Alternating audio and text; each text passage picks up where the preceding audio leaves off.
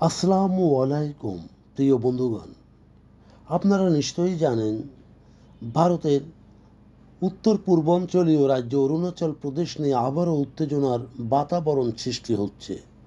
দীর্ঘদিন এই ব্যাপারে নিশ্চুপ থাকার পর চীনের সাংহাই সম্মেলনের পর অনেকেই মনে করেছিলেন অরুণাচল নিয়ে আর কোনো সমস্যা হবে না, কারণ স্বয়ং ভারতের প্রধানমন্ত্রী চীনের আতিথেয়তায় অনেকেই দক্ষিণ ও দক্ষিণ পূর্ব এশিয়ার নতুন মেরুকরণের কথা অনুভব করেছিল।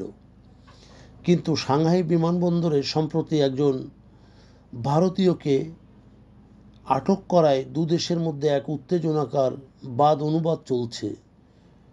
পুনঃস্মরণ করেছে ভারত যে অরুণাচল প্রদেশ ভারতের একটি অবিচ্ছেদ্য অংশ।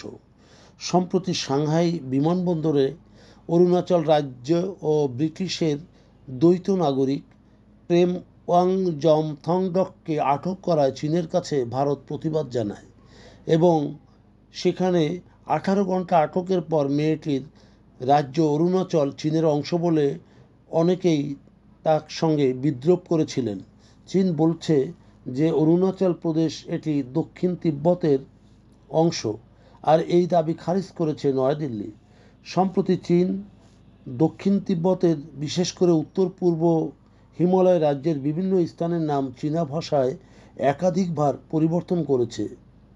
চীনের পররাষ্ট্র মন্ত্রণালয়ের মুখপাত্র মাওনিং বলেছিলেন যে জাংনান চীনের একটি ভূখণ্ড, যা অরুণাচলের চীনা নাম।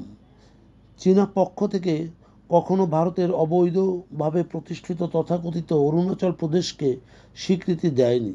চীনা মুখপাত্র মাওনিং আরও বলেন, সাংহাই পুডং আন্তর্জাতিক বিমানবন্দরে মহিলাকে কোনো তথাকথিত আটকানো বা হয়রানি করা হয়নি।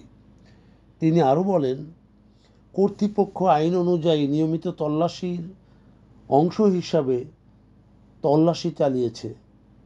প্রিয় বন্ধুগণ, যদি আমাদের এই তথ্য গল্প আপনার ভালো লাগে তাহলে লাইক এবং শেয়ার দিন, এবং আজ আমাদের সঙ্গে থাকার জন্যে ধন্যবাদ।